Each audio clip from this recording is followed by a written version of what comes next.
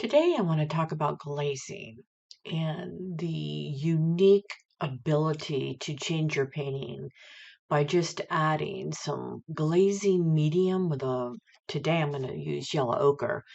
Glazing is one of my favorite ways to bring a painting together because it doesn't completely cover what's underneath. Instead, it lets this precious layer show through. And I didn't use glazing as much as I should be using it until recently.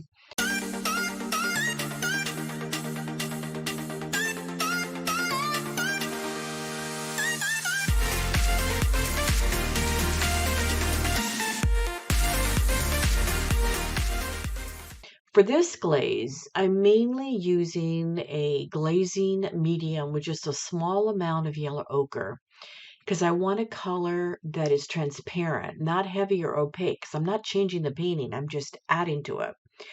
Yellow ochre is really a beautiful color for glazing because it adds a warmth, kind of an age, a softness, and an earthy glow.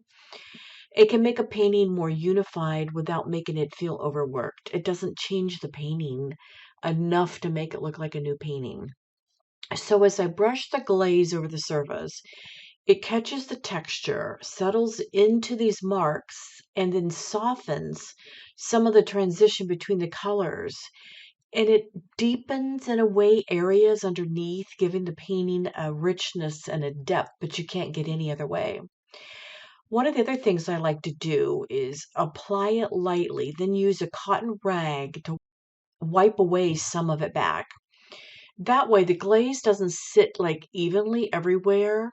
It just sits where I want it to become a little bit slightly different color. This is where the painting starts to feel layered and lived in. Glazing, again, is not about hiding the painting, it's about enhancing it. So let's jump right into a demonstration where I show you with matte medium. I use Liquitex here, and I'm using Yellow Ochre by Meeden and a couple pieces of paper. I'm going to show you how to mix it and what it does to the paintings, and I think you'll really like it.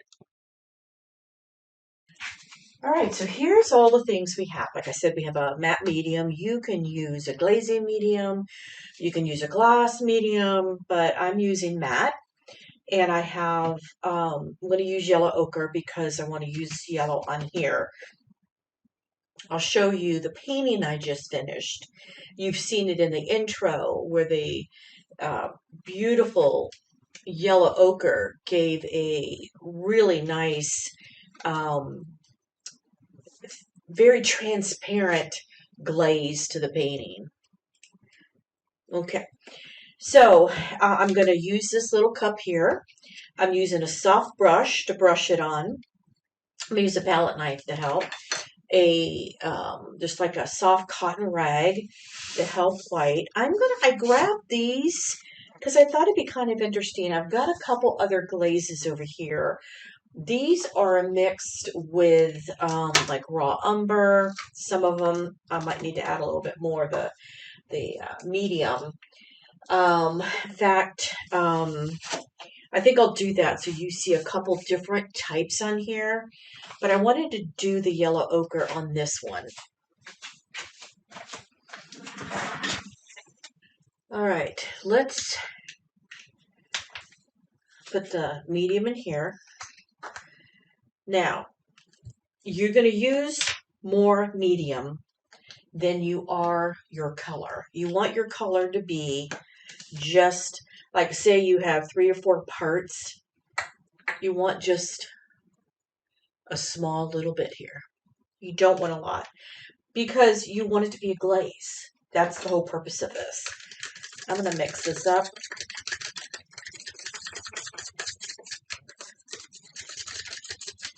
It looks like it's a color, but I'm telling you, it's very, very transparent. You can see when I even put it on with the palette knife. So let's use the paintbrush, and I am going to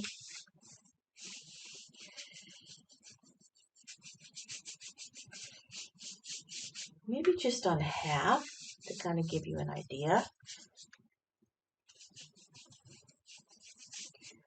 I could leave all that amount on there.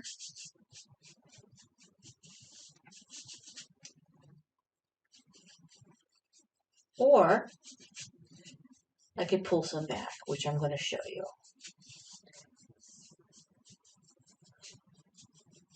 Okay. Then you're going to take just a light.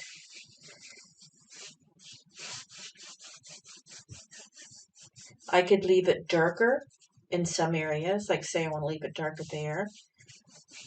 Pull it back more in others.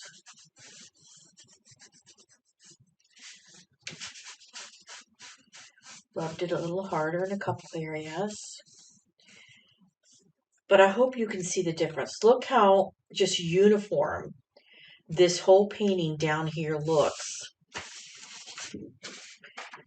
Look how beautiful that is. While the white is beautiful, it's very stark. And I have learned that using these glazes just really helps because I'm using a color that's already in here. So let me show you on here. These are all glazes. So I'm going to add a little bit more medium because these have been sitting around in here. Use paper towel, wipe off my palette knife. This may have, I think, some Naples yellow. It may have probably some yellow ochre. So there it is. If I just do it straight, now let me rinse my brush off.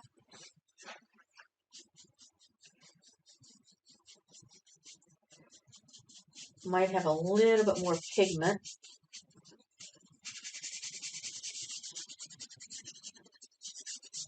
Okay, let me use the rag.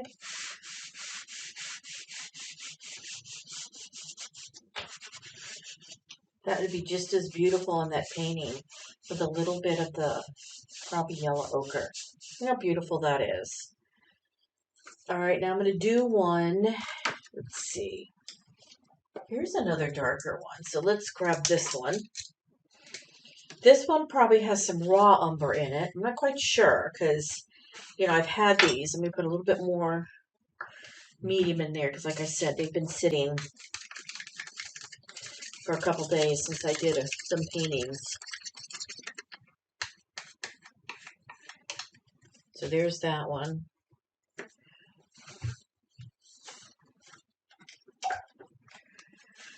There's my paintbrush off.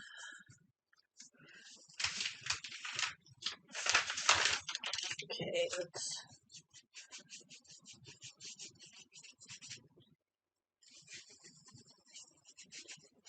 This is very close to the other one.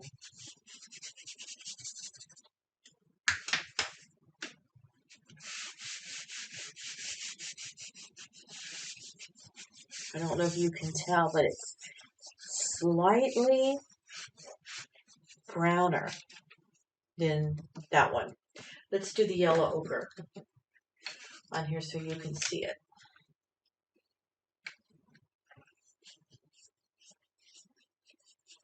This is nice and fresh and fluid because I just made it up.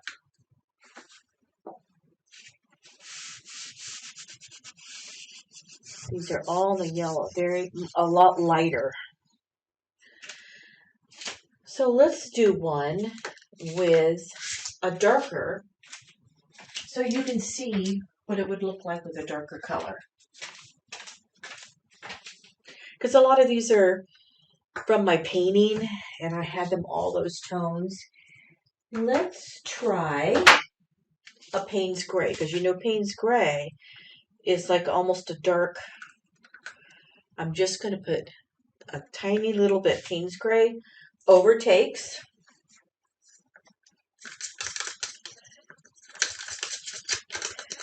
But I want it to be a glaze.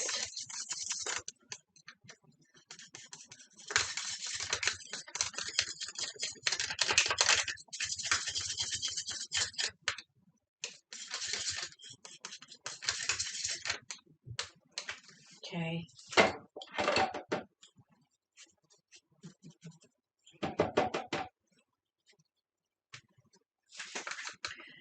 So,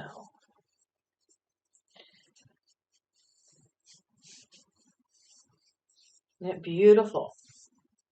That was just a little bit of Payne's Gray in there. So you could do this in layers. And it gives it just enough of a light tinge of almost like a gray, bluish gray. You could even layer. So let's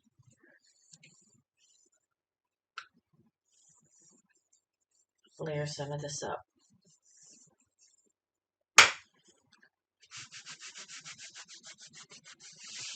That is such a light, but you can see it. It's hard to see probably on the camera, but there is a difference in the colors. Now, other artists may have different ways that they do this. This is the way I do it. Let's pull this floral back, and let's just pick. Let's just put the Payne's Gray on here. Now, normally, I would stick with the yellow because that's what a lot is in here. Well, let's just see. It's just a light enough. That's very pretty. And you can tell I did it because there are some marks right there where I didn't do it.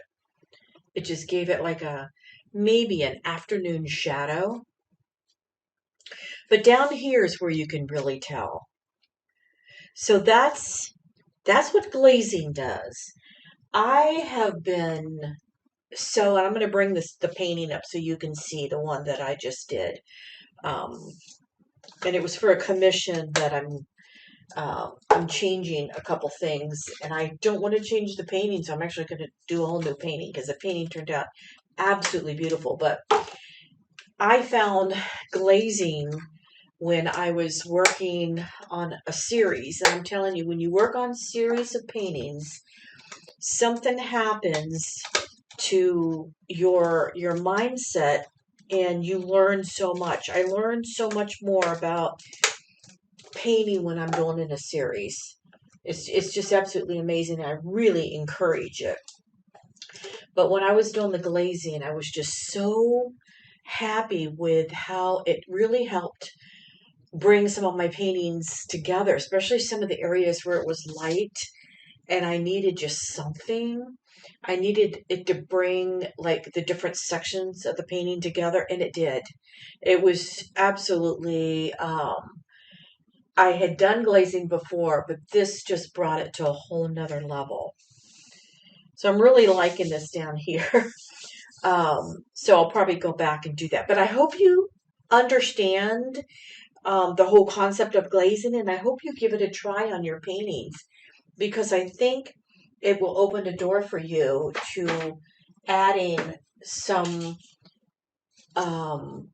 level of upping your paintings in the scheme of things. They'll give you a lot more encouragement to further sell your paintings if that's what you want, or even move into galleries.